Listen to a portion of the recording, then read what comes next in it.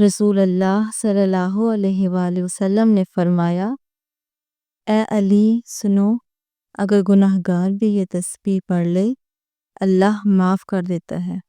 یہ تسبیح پہاڑ چیر دے، زمین ہلا دے، تمام گناہ بخشوانے والا وہی تسبیح جو نبیوں کو ملی، جو اللہ سے تمام گناہ بخشوا دے اور جنت تک لے جانے والی وہ تسبیح یہ ہے۔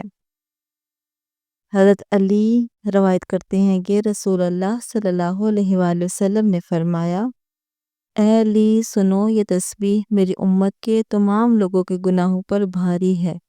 یہ وہ کلمات ہیں اگر کوئی انسانی زندگی بھر گناہوں میں ڈوبا ہو، بدکاری، نافرمانی، ظلم اور تاریکی میں لپٹا ہوا ہو اور ایک مرتبہ اس تسبیح کو سچے دل سے پڑھ لے تو اللہ تعالیٰ اس کے سارے گناہ معاف فرما دیتا ہے۔ اے علی سنو، یہ تسبیح پڑھنے والے پر موت کی سختی آسان کر دی جاتی ہے۔ اس کی روح کو حضرت اسرائیل علیہ السلام ایسی نرمی سے قبض کرتے ہیں جیسے ماں سوتے ہوئے بچے کو آغوش میں لے لیتی ہے۔ فرشتے اس کے لیے دعا کرتے ہیں اور اس کے لیے جنت کے دروازے کھول دیے جاتے ہیں۔ جب وہ قبر میں اتارا جاتا ہے تو قبر کشادہ اور نور سے بھر دی جاتی ہے۔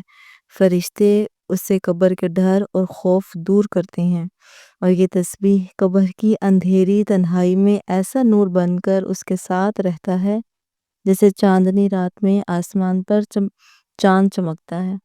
اے علی سنو، قیامت کے دن جب ساری مخلوق بے چین و بے قرار ہوگی، ہر چیز خوف اور سیاہی سے ڈھکی ہوئی ہوگی، تو یہ بندہ جب اٹھے گا تو اس کا چہرہ اتنا منور ہوگا کہ لوگ کہیں گے شاید یہ کوئی نبی ہے یا کوئی مقرب فرشتہ۔ اللہ اس کے چہرے کو نور سے بھر دے گا۔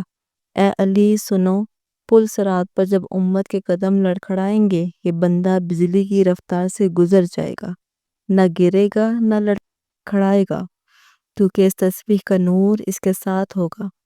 اے علی سنو، جب حوض کوثر پر نبی کریم صلی اللہ علیہ وآلہ وسلم اپنی امت کو پانی پلائیں گے تو یہ بندہ ان میں شامل ہوگا۔ نبی کریم صلی اللہ علیہ وآلہ وسلم کے دست مبارک سے آب کوثر نوش کرے گا اور پیاس ہمیشہ کے لیے ختم ہو جائے گی۔ اے علی سنو، اس تسبیح کی برکت سے اس کے لیے جہنم کے تمام دروازے بند کر دیے جائیں گے اور جنت کے دروازے کھول دیے جائیں گے۔ اس کے استقبال کے لیے حوریں صف بستہ کھڑی ہوں گی اور اسے کہا جائے گا، آؤ تم پر کوئی خوف نہیں، تم کامیاب ہو چکے۔ اے علی سنو، اگر یہ تسبیح پہاڑ پر پڑی جائے تو وہ پہاڑ لرز اٹھے اور زمین پر پڑی جائے تو زمین پھٹ جائے اور اگر آگ پر پڑی جائے تو آگ بجھ جائے، کیونکہ اس تسبیح میں اللہ تعالیٰ کے وہ پاک کلمات ہیں جن سے کائنات لرزتی ہے۔ اگر کوئی مصیبت میں پھنس جائے، چاہے وہ زمین کی تنگی ہو، آسمان کی بلندی، قید یا قرض، بیماری یا بے سکونی، تو اس تسبیح اس کے لیے نجات کا دروازہ بن جاتا ہے، کیونکہ یہ تسبیح اسم اعظم کے ان کلمات میں سے ہے جن کے سامنے مصیبتیں عاجز ہو جاتی ہیں۔ محترم ناظرین، ہمارا آج کا وظیفہ ایک ایسی تسبیح کا وظیفہ ہے جو کہ بہت ہی بابرکت اور طاقتور تسبیح ہے۔ حضرت علی روایت کرتے ہیں، رسول اللہ صلی اللہ علیہ وآلہ وسلم نے فرمایا، اے علی سنو، اگر گناہ گار بھی یہ تسبیح پڑھ لے اللہ معاف کر دیتا ہے۔ یہ تسبیح پہاڑ چیر دے، زمین ہلا دے، تمام گناہ بخشوانے والا یہ وہی تسبیح جو نبیوں کو ملی، جو اللہ سے تمام گناہ بخشوا دے اور جنت تک لے جانے والی تسبیح۔ یہ وہ تسبیح یہ ہے، لا الہ الا اللہ والحی القیوم۔ محترم ناظرین، آپ نے سب سے پہلے حضور پاک صلی اللہ علیہ وآلہ وسلم کی ذات اقدس پر درود پاکہ نذرانہ پیش کرنا ہے۔ درود پاک آپ کوئی سا بھی پڑھ سکتے ہیں، ایک بار ثواب کی نیت سے میرے ساتھ بھی پڑھ لیں۔ اللہم صلی علی محمد وعلی آل محمد کما صلیت علی ابراہیم وعلی آل ابراہیم انک حمید مجید۔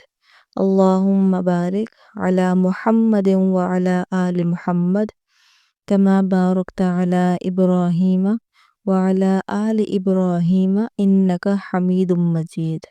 درود پاک پڑھنے کے بعد آپ نے ایک بار تسبیح لا الہ الا اللہ والحی القیوم کی پڑھنی ہے۔ یہ تسبیح آپ ہاتھوں کی انگلیوں پر بھی گن کر پڑھ سکتے ہیں۔ اگر آپ کے پاس تسبیح موجود ہے تو اس پر بھی آپ پڑھ سکتے ہیں۔